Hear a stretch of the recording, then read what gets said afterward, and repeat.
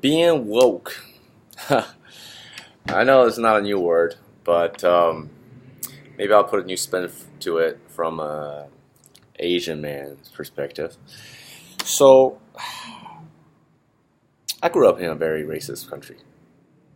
And I do not mean that racism um, from white people. Everyone was racist. Everyone. The Asians were racist. The black people were racist. Everybody was racist. When you think a certain racial group is a certain way, you're racist, and we all are. We all have that. It actually it's not racism so much as is tribalism. It's survival of through cohesion. So survival as a group. You naturally identify and kind of huddle together with people that's most similar to you. I mean, that's just natural instinct, and I don't think there's wrong with that. I mean, people judge, oh, how can you be a racist? Well, we're all born racist. I don't know what else to say. But here's the thing, though. People talk about racism in different ways. So, obviously, there's a minority against the white. White, obviously, as a racial group, occupies certain position in society. That position is coveted by everybody else. However, everybody else have a difficult time rising to that level, to the level white people is, and and people become bitter and angry about that, and I certainly did, I was, and my solution was to escape that system. But I applaud the people who can stay there and fight it. Hey, you got my respect for hardness, interior hardness. Maybe not intelligence, but on hardness. but I want to say a few words about defending white people. Okay, because first of all, some of my closest best friends are white people that I grew up with, that I met later on in life. My stepfather's white, and he has been more father to me than my actual father, who's Chinese. So, on an individual level, every race has good and bad people. But on a social level, there is a but.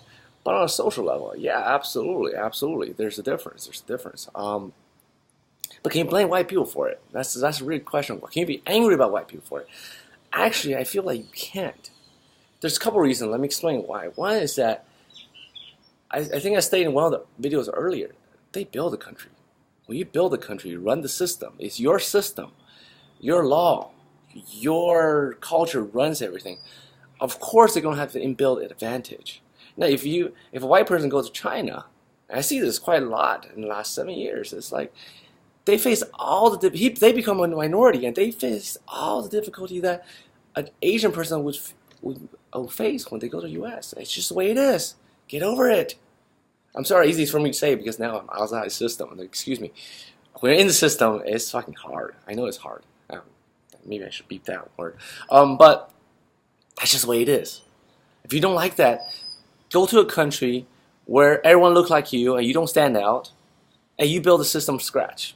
And when you're able to do that, hey, more power to you. It's not easy. That's not easy either. I'm not giving you an easy way out in life. There isn't one. Okay, that's one thing. The second thing is, a lot of white people just don't understand the difficulty minority have. Because they never are in the skin of a minority, whether they're Asian or black. Now, some white people are incredibly sensitive to this. Almost in a way, I met people where they're so sensitive, they're annoying. It's like, stop it. I'm okay. I don't need your help. I don't need your pity. But there are people, they don't understand it because they're not in the skin. They can't experience the things that we experience. They don't get why, as minority, especially certain segment of minority, it's like, why can't you guys get your bleed together?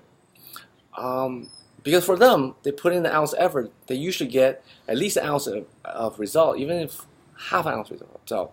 Whereas as minority, and again, not even minority are getting the same shot. Like I always say, as Asian, we get treated a little bit better, whether it's because we're lighter skinned or because we have certain reputation. But there's certain races where I see they put a 10 ounces effort and they get half an ounce result, and that's hard. That is hard. But if you're born as as a person who put in an ounce of effort and get an ounce of effort. You don't understand that. You can't experientially relate to that reality. So they don't get why. So why it's so hard for minorities to get to the level they are. And this is talk about, when I was growing up, there's discussion about Ebonics, about changing the standardized test system so it better reflects the other racial group of experiences in America. When I was growing up, I didn't understand that. This is nonsense. Why can't you, look, math is math, right? Science, science. Literature is literature. But now as a grown adult, I understand those complexities. And I understand that we are not what we learned in school. We are everything. We are even the things we don't even know before we're born. That's passed down to us by our ancestors. How we talk, how our mind vibrate with thoughts, with energy, with emotions. We can't control that. Well, I mean, we could. Everything can be controlled, but the amount of effort to take to do that is incredible, and not for the faint of heart. Only probably a very, very, very minute segment of population can ever get to that point.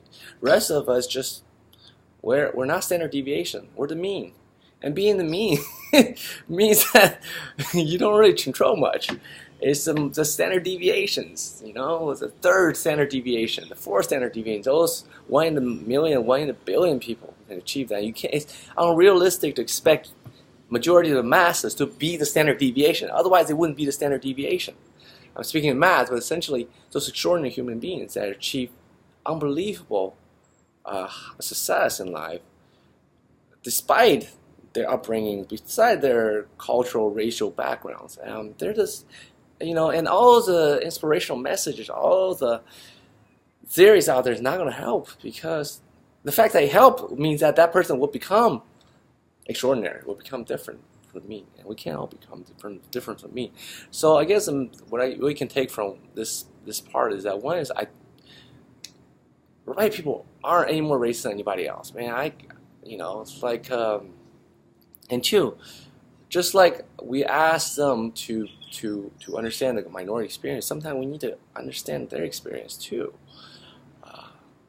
And same thing with Asians, same thing with Black people, same with Latinos. Like, we all have a set of experience were given to us, handed to us, before we can think, before we can talk, before we can even breathe in our belly of our parents, of our mothers. And once you understand that, I think that you'll be less angry, maybe. Maybe you'll be more accepting of others. And the only way to overcome all this animosity or tension, racist, is not to not talk about it. Like, don't ask, don't tell. It's to communicate, understand each other's experiences. And because, I say that there are tiers in society. Every tier's experience is valid. Every tier's experience, every caste system's experience is equally valid, because together they make this human experience. And maybe in this sense, I totally agree with the Indian belief system, in that we're here not to, live in mansions, drive Ferrari. That's not the ultimate goal. Our ultimate goal is to experience life in all its forms, the good and the bad. In fact, often the bad is more valid than the good, because only, at least for me, the bad ones are the ones who taught me things. The good ones, I just there to enjoy it. That's it. What is there to I'll say? Oh, I love it. It's great. But I don't usually learn things from that. What I learn from the bad stuff, what I consider bad, but actually the bad is good. It's like the yin and yang. I'm going all over the place with philosophies, but the black is white and the white is black. It's all mixed together. It's hard to tell which is good, which is bad.